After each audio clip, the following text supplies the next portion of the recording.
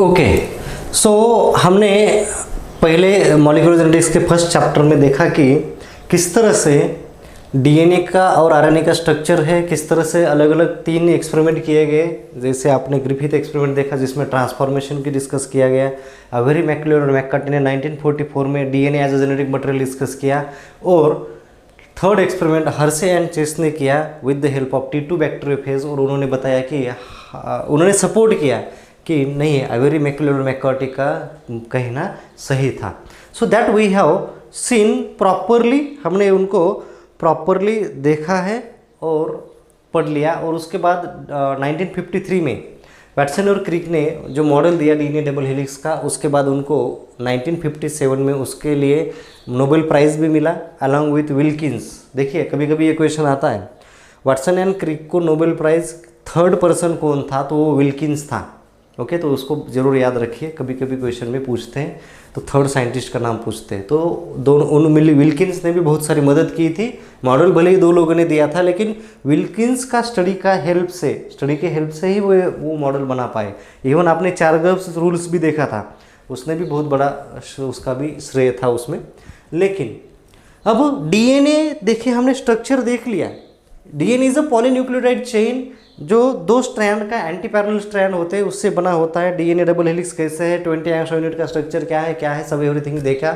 आपने cell division भी पढ़ा होगा। Okay, we have studied the cell division also. ये सेल डिवीजन का भी टॉपिक आपको हो चुका है। So what I want to say, ये सब चीज़ें आपकी हो चुकी है। ओके, सेल डिवीजन हो चुका। तो आपने सेल डिवीजन में इंटरफेस देखा होगा, और इंटरफेज में आपने G1, S एंड G2 देखा होगा। तो यस फेज में होता क्या है, यस फेज में nothing but there is a DNA replication, DNA synthesis होती है वहाँ पे। Okay, chromosome is getting double. Chromosome double मतलब सिंगल क्रोमैटिड का क्या होता है, another sister chromatid is getting produce. तो सिस्टर क्रोमैटिड प्रोड्यूस हो रहा है, मतलब क्या हो रहा है, डीएनए इज गेटिंग रेप्लिकेटेड। याद रखना, वहाँ पे हो कुछ नहीं रहा, there is a replication of the DNA. वहाँ पे डीएनए रेप्लिकेट होता है।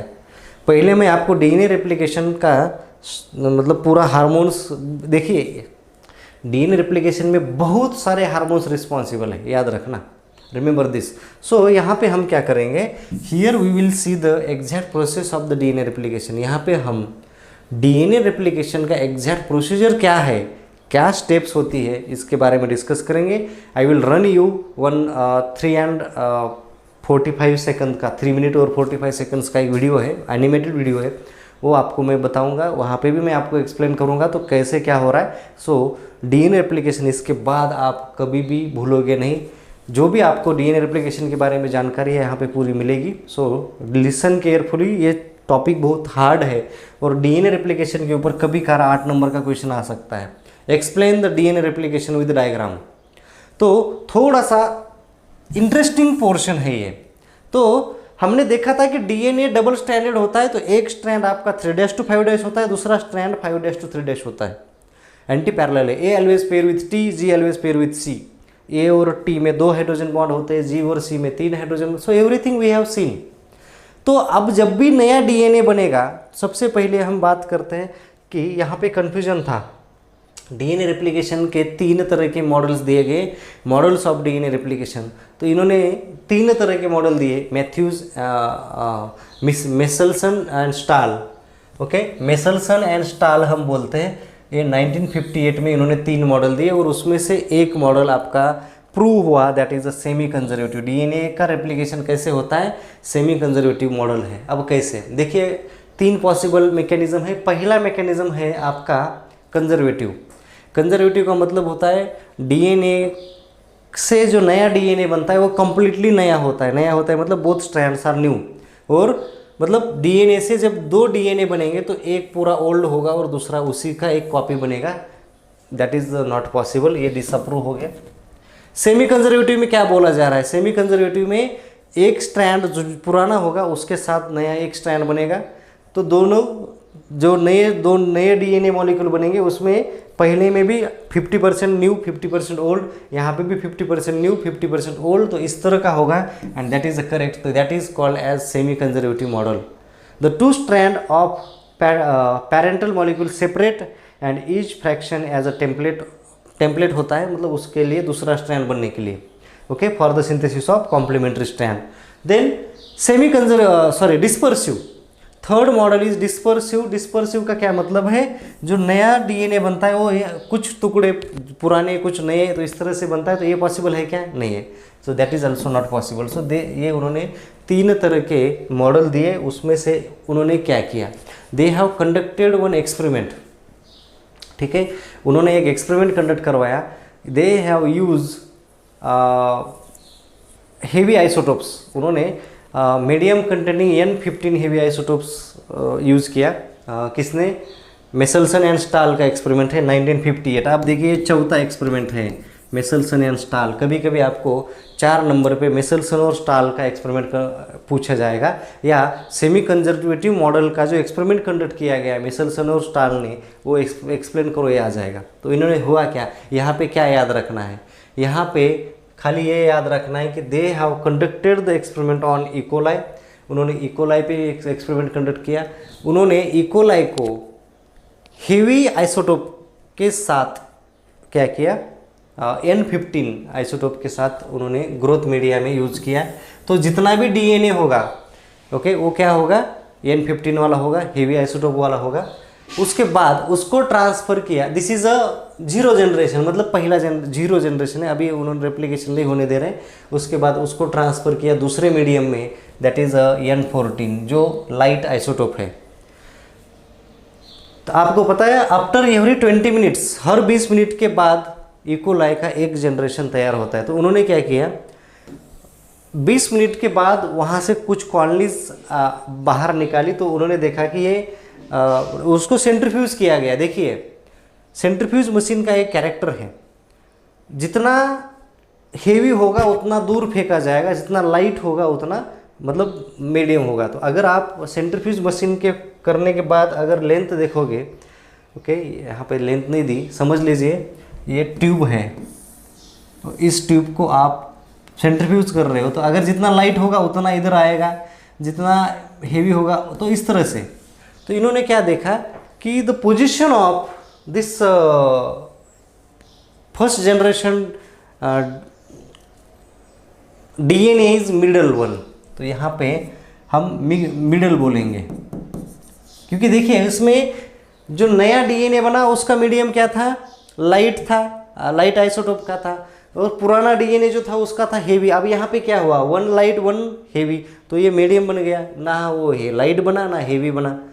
लेकिन उसके बाद वाले जनरेशन में क्या हुआ, उसके बाद वाले जनरेशन में क्या हुआ, ये हेवी है तो मिला ही नहीं, मिला क्या, मीडियम थोड़ा सा मिल गया और लाइट ज़्यादा मिलने लगा, क्योंकि लाइट में ग्रो कर रहे हैं। तो ये इसने ये एक्सपेरिमेंट कंडक्ट करके after 20 minute, after 40 minute, after 60 minute, after 80 minute, after 100 minute उन्होंने सेंट्रीफ्यूज करते करते देखा। तो बाद में उनको पता चला कि ये तो साला कुछ बहुत माइनर है, क्योंकि मीडियम ख़त्म हो गया ना, जो भी नया डीएनए बन रहा था, लेकिन कोई भी हेवी नहीं मिला। अगर हेवी मिलता तो हम बोलते कंजर्वेटिव है, मीडियम मिला इसलिए हम बोल पाएंगे this is a semi conservative, मतलब पूरा हेवी नहीं हुआ है, क्योंकि 1 strand is a old and 1 strand is a new, और ओल्ड स्ट्रैंड जो है क्या होगा, ओल्ड स्ट्रैंड क्या बनेगा। तो ये है इसका एक्सपेरिमेंट विच वाज कंडक्टेड, और बताया कि DNA as a semi conservative replication. DNA के ये भी पोर्शन बाकी था, अच्छा होगा इधर आ गया। तो there are different form of a DNA, A form, B form and Z form. Generally DNA जो है बी फॉर्म का होता है, कभी कभी ये क्वेश्चन आता है। अब ये फॉर्म डीएनए के थोड़ा सा हटके है, थोड़ा सा याद रखना पड़ेगा आपको। देखिए हमने डीएनए जो है राइट हैंडेड बोला था, तो ए और बी वाला डीएनए जो है राइट हैंडेड होता है, Z DNA is left handed. कभी कभी ये जेड डीएनए के ऊपर क्वेश्चन आता है। So Z DNA is left handed. Diameter हमने 20 एंगस्ट्रॉम यूनिट देखा था, बी डीएनए ज़्यादा होता है इसलिए हम बी डीएनए का ही बोल रहे थे, या that was given by Watson and Crick. इसका डायमीटर जब सबसे ज़्यादा होता है ए डीएनए का 26 एंगस्ट्रॉम यूनिट, इसका सबसे कम होता है।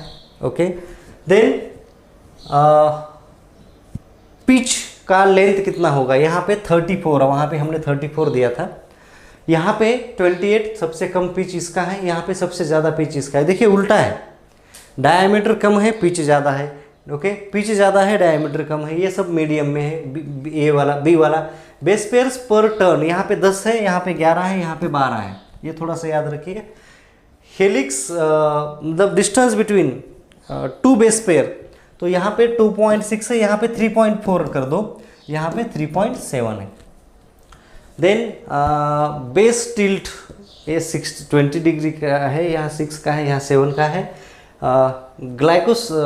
ग्लाइकोसिल बॉन्ड कन्फर्मेशन, ये एंटी है, ये एंटी है, ये एंटी है और सिन फॉर प्यूरिन से, तो ये सब चीज़ें कुछ डिफरेंस है। Okay, now we are discussing the mechanism of DNA replication, ये सब चीज़ें होगी, ठीक है। That was introductory. अब हमें इम्पॉर्टेंट टॉपिक डिस्कस करना है, how exactly DNA is getting replicated.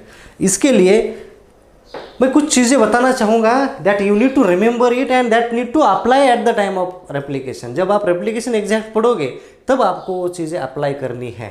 पहली बात इसमें कुछ एंजाइम्स इन्वॉल्व होते हैं, maximum number of enzymes are involve in DNA replication. पहला एंजाइम है हेलिकेज। देखिए, डीएनए आपका अटैच हो चुका है with the help of hydrogen bonds, 2 strand DNA के अटैच हो चुके हैं, उनको सेपरेट करना पड़ेगा। सो दैट वो is unwinding of the DNA बोलते हैं हम उसको। तो unwinding will be done by with the help of helicase enzyme. कौन सा एंजाइम? हेलिकेज एंजाइम से। दूसरा होता है, आपने जब अनवाइंडिंग किया तो डीएनए आपका अनस्टेबल हो गया, वो फिर से जुड़ सकता है, तो उसको स्टेबिलिटी करने का काम कौन करता है? Single strand binding protein, SSBP बोलते हैं हम उसको। सो दूसरा एंजाइम है या प्रोटीन है SSBP, single strand binding proteins. Now primase क्या करता है? Adding short primer to the template strand. वो कैसे करते हैं हम देखेंगे। लाइगेज क्या करता है? जो ब्रेकेज आ चुका है, ये जो अनअटैचमेंट हो गए उनको अटैच करने का काम करता है। तो कुछ एंजाइम्स है। ओके, अब डीएनए रेप्लिकेशन एग्जैक्टली होती कैसी है हम यहाँ पे डिस्कस करेंगे। यहाँ पे मैं और कुछ एंजाइम आपको बताऊँगा। ओके, नाउ होता क्या है, okay, that we will discuss in detail. उसके बाद मैं वीडियो भी दिखाऊंगा और हार्डली अगेन 30 मिनट्स लगेंगे, इससे ज़्यादा नहीं लगेगा, और उसमें आपको पूरा का पूरा डीएनए रेप्लिकेशन समझाया जाएगा। केयरफुली ध्यान देना है।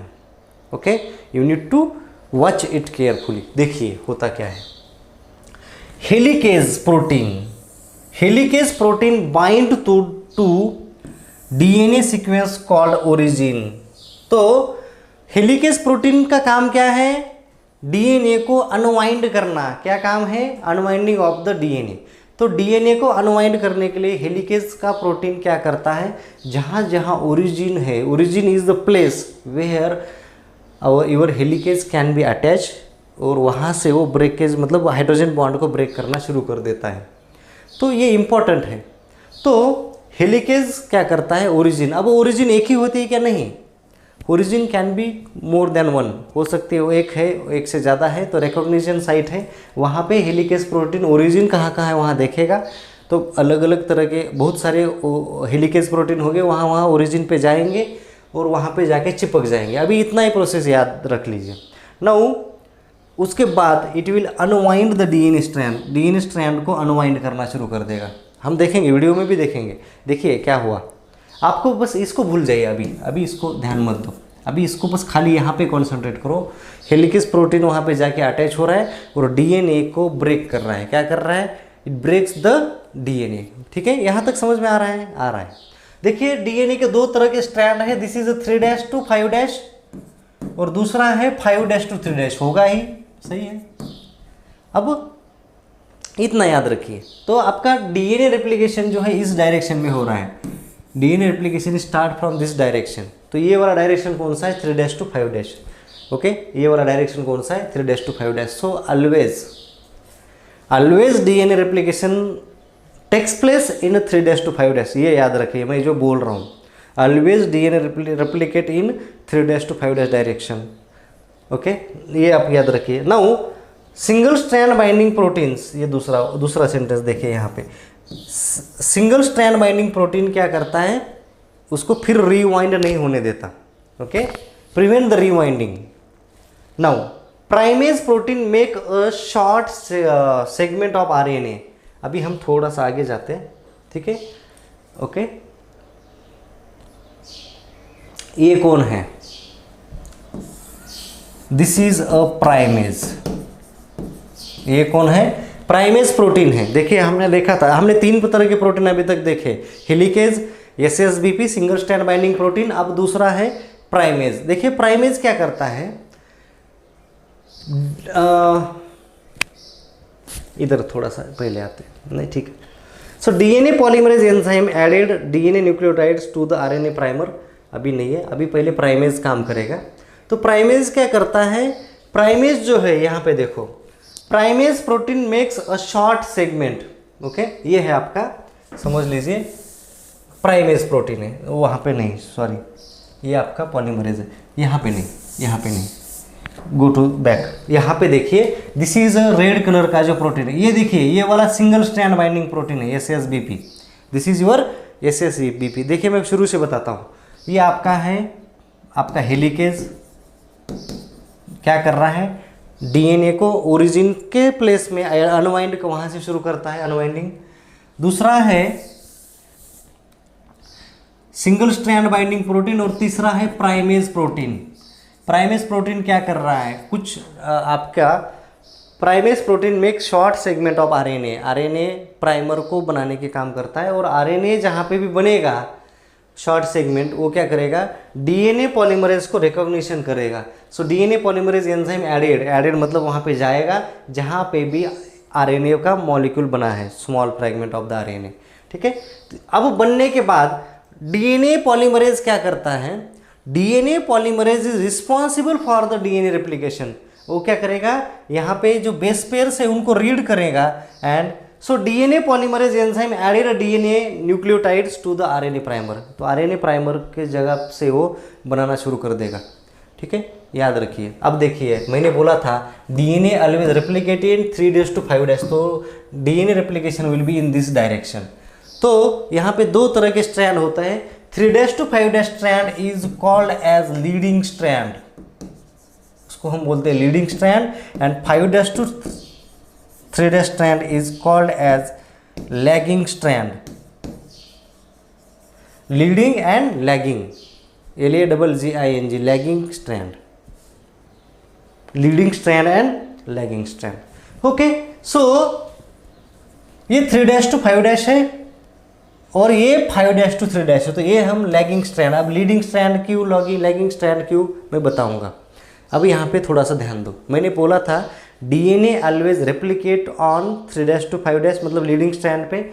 तो डीएनए का रेप्लिकेशन का डायरेक्शन, आप एक सेंटेंस लिख दो, direction of DNA replication is always 5'3'। जो डीएनए रेप्लिकेशन होगा ऑलवेज मतलब बनेगा नया स्ट्रैंड, वो 5'3' वाला बनेगा, तो वो किस पे बनेगा? 3'5'। तो यहाँ पे लीडिंग स्ट्रैंड पे कंटिन्यूअस रेप्लिकेशन होगी, लेकिन लैगिंग स्ट्रैंड में डीएनए इस डायरेक्शन में बनना है, क्योंकि ये डायरेक्शन बनती है 5'3' की, ये वाला 5'3' ऐसे बनेगा, ये उल्टा। तो जो लैगिंग स्ट्रैंड है वहाँ पे क्या होगा? ये लीडिंग स्ट्रैंड सिंथेसाइज कंटिन्यूअस इन 5'3' डायरेक्शन, ये जो है कंटिन्यूअस चल रहा है। ओके, कंटिन्यूअस आपका क्या है? रेप्लिकेशन चल रहा है। किसके मदद से?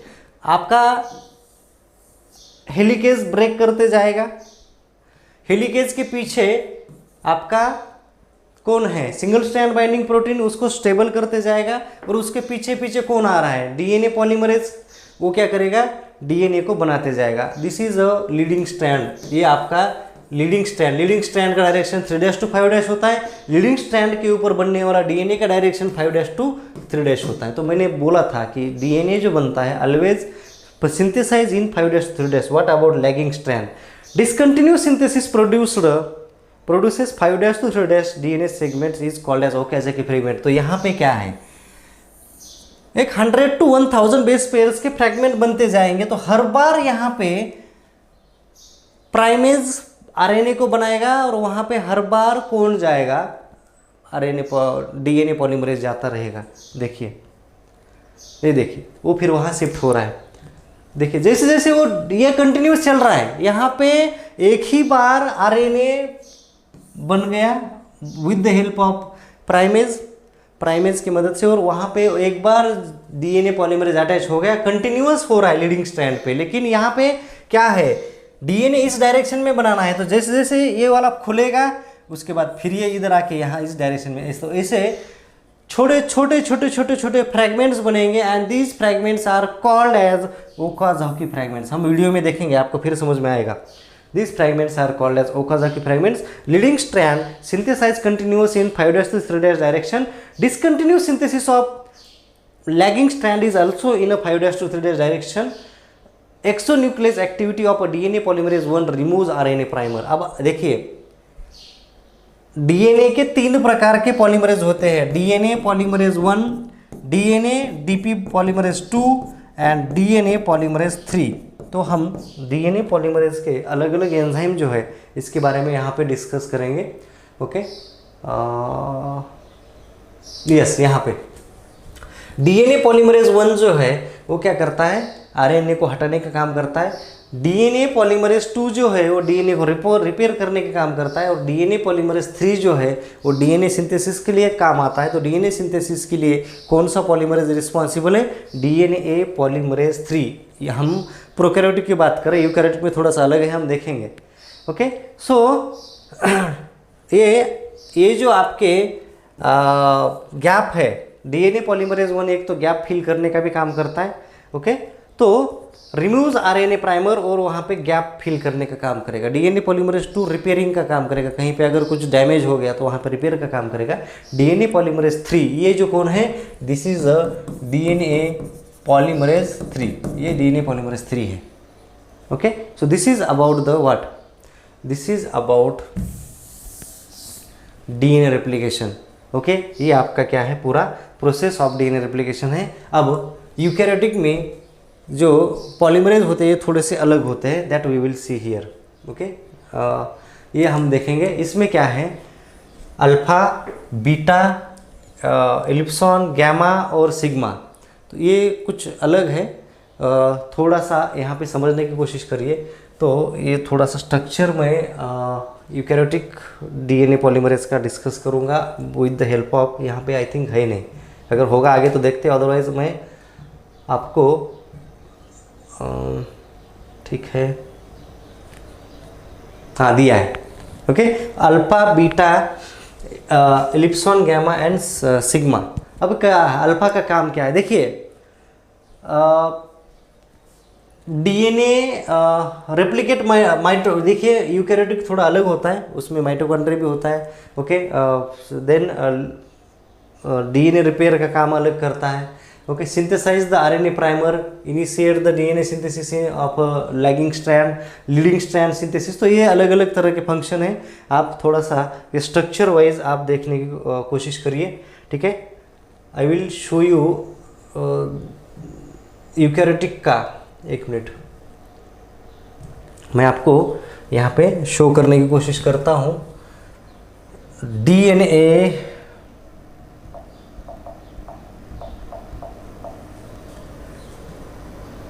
पॉलीमरेज इन यूकैरियोट, तो आपको इमेजेस से थोड़ा सा याद दिख जाएगा। ये तो हमने बताया ही है। सो हाउ इट एग्जैक्टली दिखता है, ये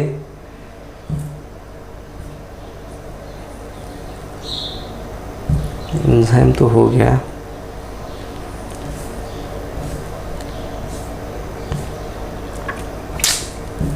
थोड़ा सा मेरा नेट पे भी नहीं है, कुछ नहीं है, अलग अलग मॉलिक्यूल्स है एट अ टाइम एक ही साथ होते हैं, तो ये थोड़ा सा अलग स्ट्रक्चर है। ओके, थोड़ा सा उसको ये देखिए।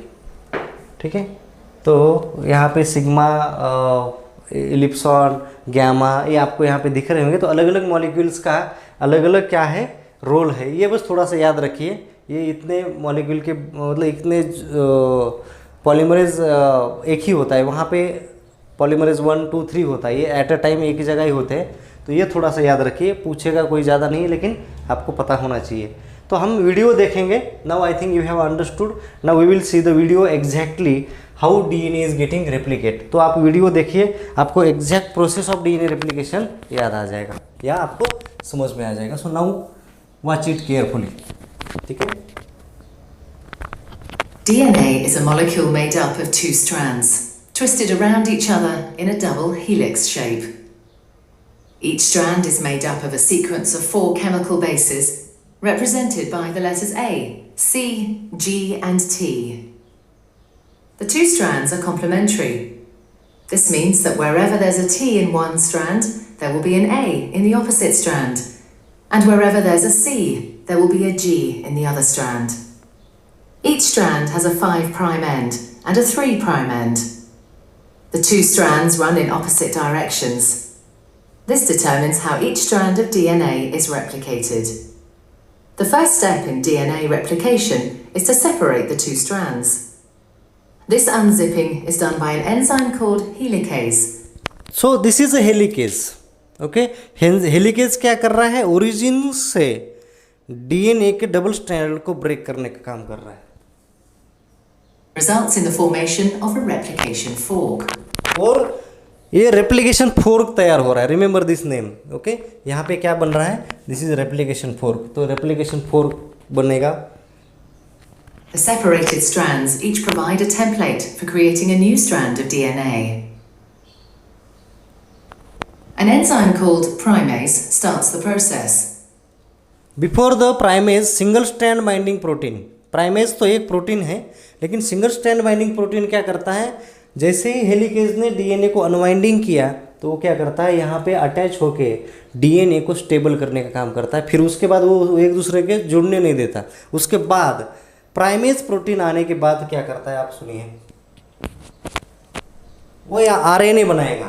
This enzyme makes a small piece of RNA. Small piece of primer. RNA called primer. This marks the starting point for the construction of the new strand of DNA.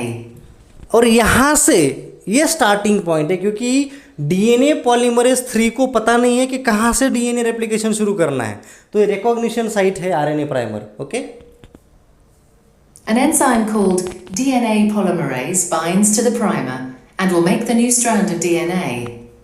DNA polymerase can only add DNA bases in one direction, from the 5' end to the 3' end. मैंने क्या बोला था आपको, DNA is always takes place in 5' to 3' direction. तो यहाँ पे ये जो स्ट्रैंड है ऊपर वाला, that is a leading strand, क्योंकि ये 3' to 5' है तो वहाँ पे लीडिंग स्ट्रैंड है। लेकिन नीचे वाला स्ट्रैंड 5' to 3' है, तो वहाँ पे इस डायरेक्शन में हमें क्या बनाना है, डीएनए रेप्लिकेशन करना है। तो यहाँ पे इसलिए that strand is called as lagging strand. One of the new strands of DNA, the leading strand, is made continuously. The DNA polymerase adding bases 1 by 1 in the 5' to 3' direction. The other strand, the lagging strand, cannot be made in this continuous way because it runs in the opposite direction.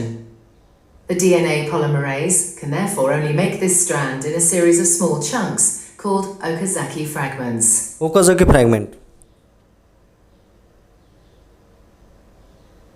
Each fragment is started with an RNA primer.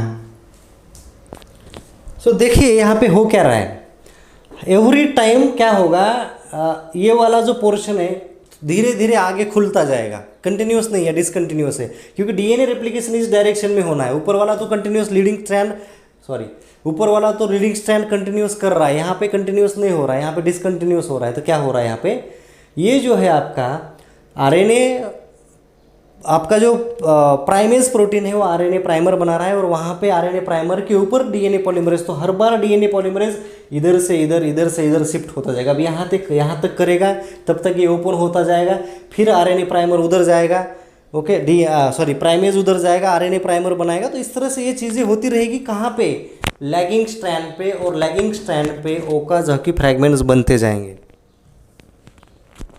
Another Okazaki fragment is then made, and the process is repeated again. Again इधर जाएगा वो। Once the new DNA has been made, the enzyme exonuclease removes all the RNA primers. So exonuclease जो है, देखिए Okazaki fragment में बहुत सारे RNA primase बने थे, तो उनको हटाना पड़ेगा। लीडिंग स्ट्रैंड में एक बार ही था, लेकिन लैगिंग पे बहुत 100 to 1000 बेस पेयर के बाद वो बनते रहते थे।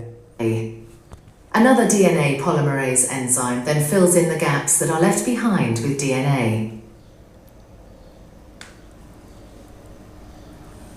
Finally, the enzyme DNA ligase seals up the fragments of DNA in both strands to form a continuous double. देखिए ओकाज़की फ्रैगमेंट को बाद में अटैच करने का काम कौन करता है? DNA ligase. तो जो छोटे छोटे टुकड़े हैं उनको अटैच करने का काम। तो कभी कभी क्वेश्चन आता है हेलिकेज का क्या काम है, गायरेज का क्या काम है, लाइगेज का क्या काम है, पॉलीमरेज का क्या काम है, प्राइमर का क्या काम है, ओके, प्राइमेज का क्या काम है। तो ये सब चीज़ें आपको पता होना ज़रूरी है। अगर ये सब चीज़ें आप पता कर लोगे, आप अंडरस्टूड कर लोगे, आपका डीएनए रेप्लिकेशन बहुत इजीली आपको समझ में आ जाएगा। So it is very simple, बहुत सिंपल है। थोड़ा सा अंडरस्टैंड करने की कोशिश करिए। ये आप अगर अच्छे से वीडियो देख लोगे, 2-4 बार यूट्यूब पे है डीएनए रेप्लिकेशन एनिमेशन का वीडियो, आप देख लीजिए। ये सेम वीडियो है वहाँ पे 3-3.5 मिनट का, पहले आता है डीएनए रेप्लिकेशन में 2-3 नंबर पे ही आता है ये, because this is a very best video. तो ये आप एनिमेटेड वीडियो देखिए, आपको अच्छे से डीएनए रेप्लिकेशन समझ में आ जाएगा, ठीक है। All strand. DNA replication is described as semi-conservative because each DNA molecule is made up of one old, conserved strand of DNA and one new one. Okay, तो this is about the DNA replication. अब next chapter हम discuss करने जा रहे हैं, that is a transcription, उसके बाद translation.